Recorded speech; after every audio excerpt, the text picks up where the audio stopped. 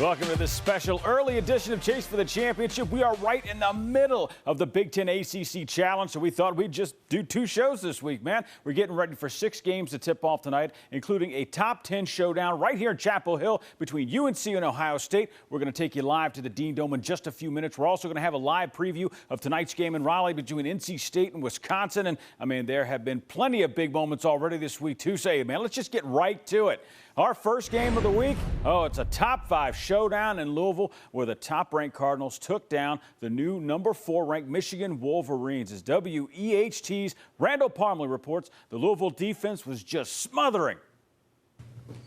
Well, for the first time in 6 years, the Louisville Cardinals are the #1 team in the nation, and Cards fans are hoping that their team can stay in that top spot for just a little bit longer than everyone else so far this season. Michigan State, Kentucky, and Duke have all spent time at #1, and it's only early December. Now, if Tuesday night's win was any indication, it may be a long reign at #1 for Louisville. The Cards really had no problems with Michigan in the Big Ten ACC Challenge, beating the 4th-ranked Wolverines 58-43. The defense was smothering, holding Michigan to only 26% shooting. Jordan Wara, big night, double-double, 22 points and 12 rebounds, while Stephen Enoch added 13. So Louisville now moves to 8-0 on the season, and they will get ready for upcoming games against Pitt and Texas Tech. Covering the Louisville Cardinals, I'm Randall Parham. All right, good stuff there, Ram. Let's take a closer look at those upcoming games for the Cardinals. They're going to be back at home for that game against Pitt on Friday. That one tips off at 9, and then they're going to head to the Big Apple for the game against Texas Tech in the Jimmy V Classic. That one's on Tuesday night at 7. Both Duke and Michigan State have spent time in the #1 spot in the rankings already this season. But after Duke's upset loss to Stephen F. Austin, I am still trying to figure out how that came about. Had losses for the Spartans. It was ranked the 10th ranked Blue Devils traveling to East Lansing to take on the 11th ranked Michigan State, and the Blue Devils ran away with it. Duke steadily increased their lead in the first half, and it went into the locker room with a 45-29 advantage. That lead got up to as high as 22 before the Spartans made it a little bit more respectable. Final score 87-75. Vernon Carey Jr. led the way for the Blue Devils, scoring 26 points and adding 11 rebounds. Trey Jones, he played all 40 minutes. Also had a double-double with 20 points, 12 assists. Coach K says it's a big win, but admits his team still has a long way to go, and it's a quick turnaround to the Blue Devils' next game on Friday. Well, this is a huge win. That doesn't mean you've arrived, and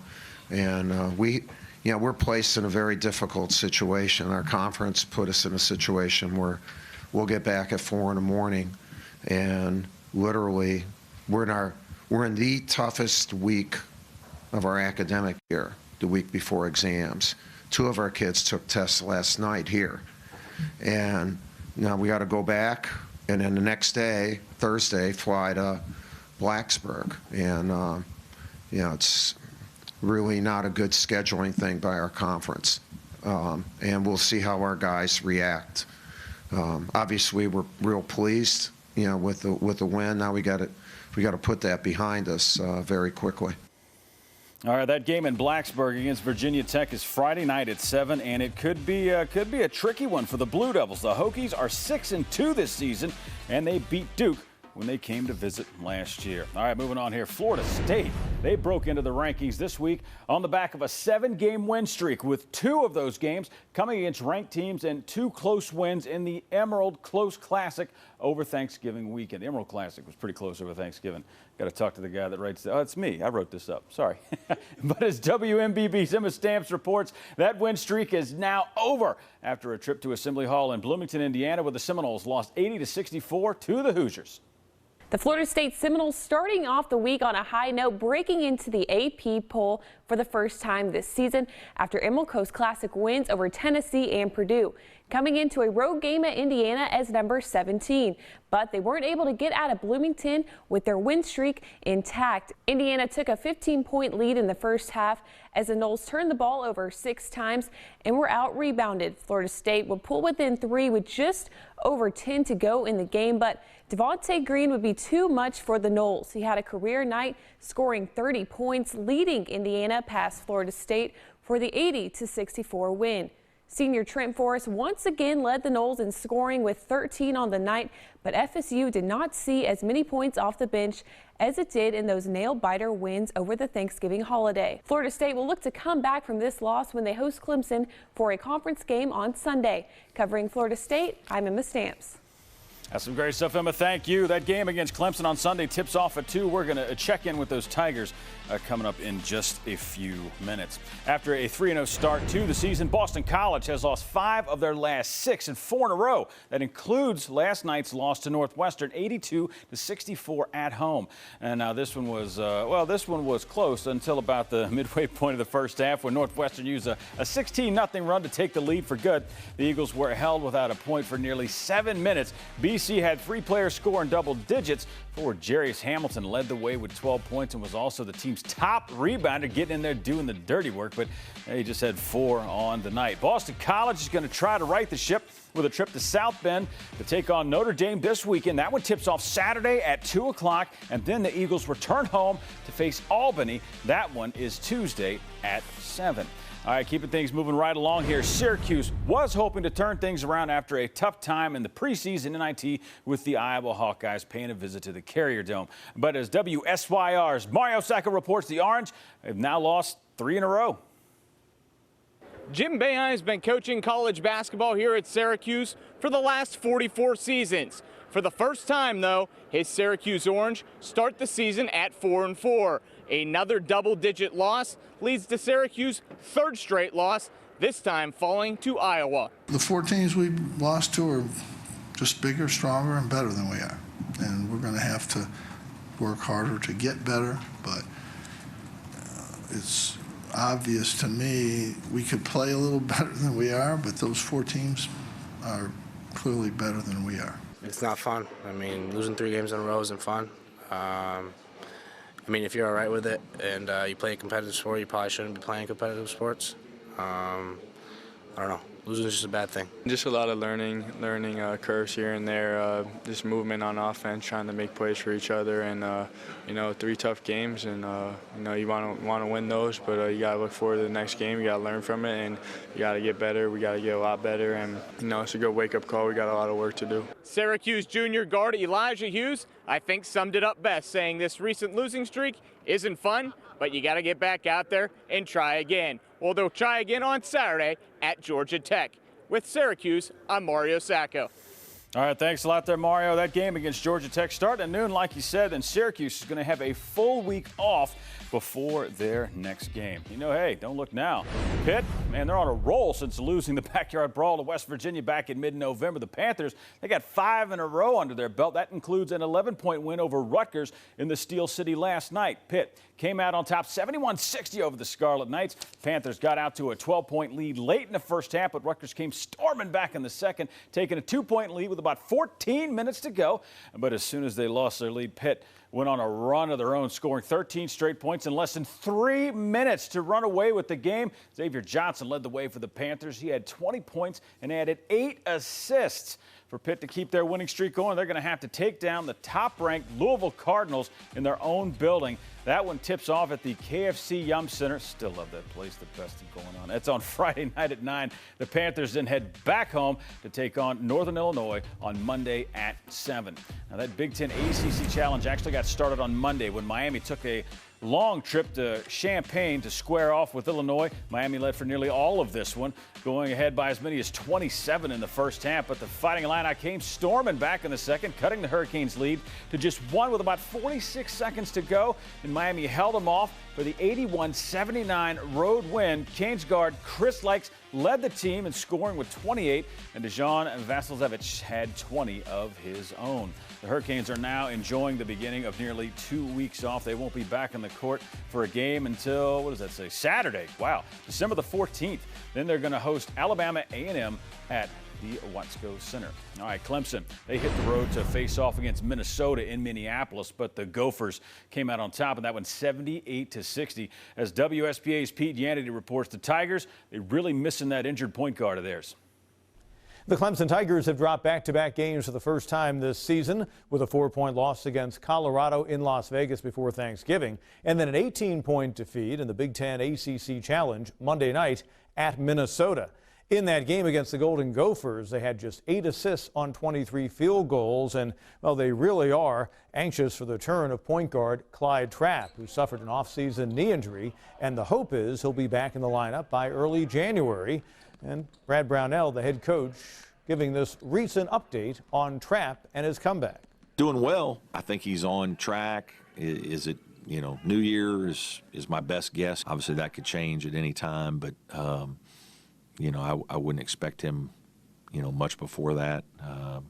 But he's doing some individual things now. He's getting up and down the floor a little bit, working really hard in the weight room. Looks good physically.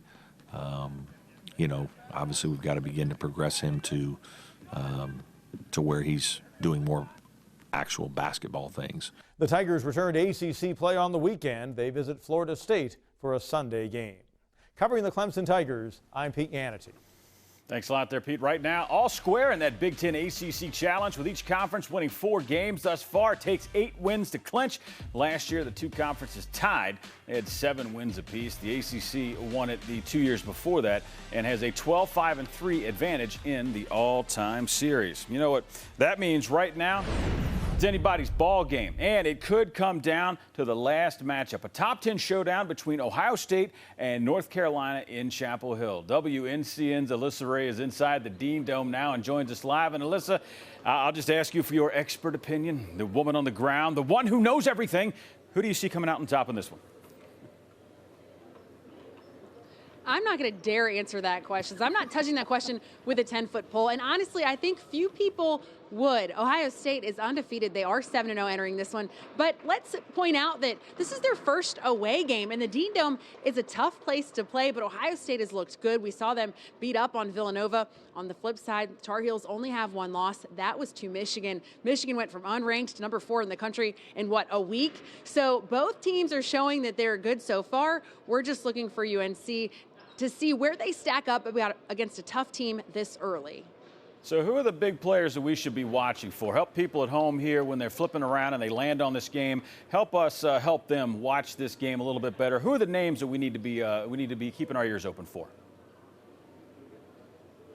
Let me first state the obvious. North Carolina's freshman Cole Anthony, he was the number 2 recruit in the country, and he has turned out so far. He averages more than 20 points per game. The defenses try to lock in on him. So the number 2 person to watch on this team is Armando Bacot. He's shown up when they locked down Cole Anthony. Bacot scored 23 points and had 12 rebounds with that big win against a ranked Oregon squad in the battle for Atlantis. For Ohio State, Caleb Wesson, he's 6'9", he's a big man in the post. He's gonna give Bacot a run for his money. They'll be battling it out underneath. I'm excited to see them go at it, but Coach Williams knows this is a big test tonight. Top 10 in the country, and we knew it was going to be a tough challenge when we first got the schedule and saw the matchups, but I think they've proven themselves with what they've accomplished, and Chris just does a really, really nice job, always has.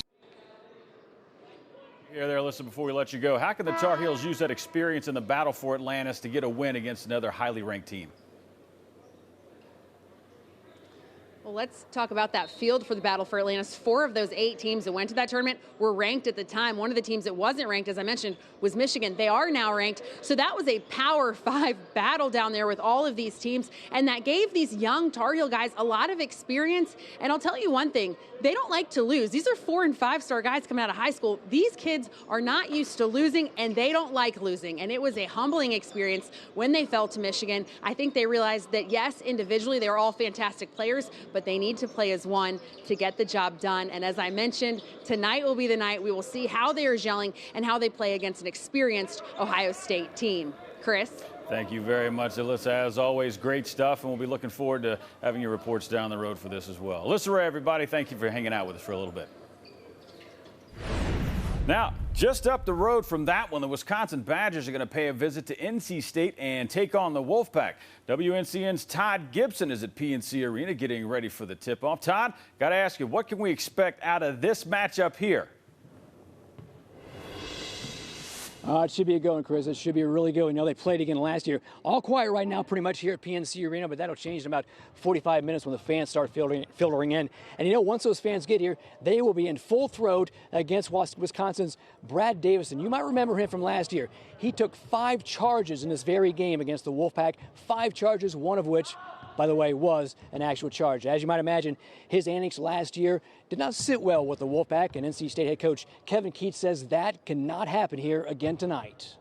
The kid's a good defensive player now. He, I don't know if you go back and look at that tape. I think he showed the referees on a couple of those charges that he drew that were questionable, but certainly we've moved on, and we're not going to concentrate on that. We're going to try to do better and try not to run over guys.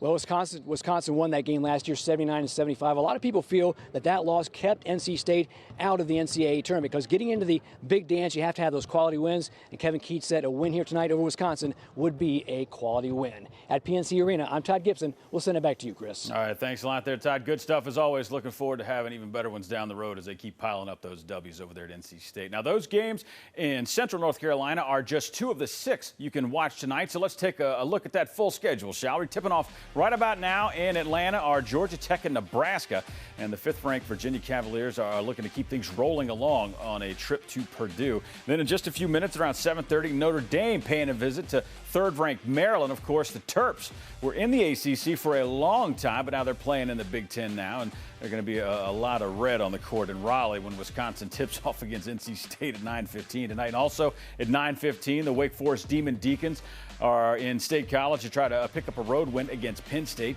And then at 9:30, it's the big one. 6th-ranked Ohio State Buckeyes squaring off against the 7th-ranked UNC Tar Heels. That one, like we said, just up the road here in Chapel Hill. Also in action tonight are the Duke women. They're on the road taking on Nebraska, looking for another W to add to their total. Duke is 6-2 on the season with just a couple of losses coming to ranked teams, Texas A&M and Northwestern. Not too bad squads there. Duke is a team that can put a lot of height on the floor, and they excel at scoring and defending in the paint. They straight get after it. Duke averages 5 block shots per game with more than 40 rebounds per game and nearly 10 steals a game. Swarming. Bottom line, they can come at you in a lot of ways. I like the evolution, and what I mean by that is we're very versatile. We have different players that can play different positions. It's taking us a little bit of time to figure everything out, but the versatility this team has is really key. And so we're trying to play off of that, whether it's a big lineup, small lineup, whether it's playing man defense, whether it's playing matchups. We have a lot of versatility both offensively, defensively, and with our group. So we're working with, it's exciting. It's exciting to work with.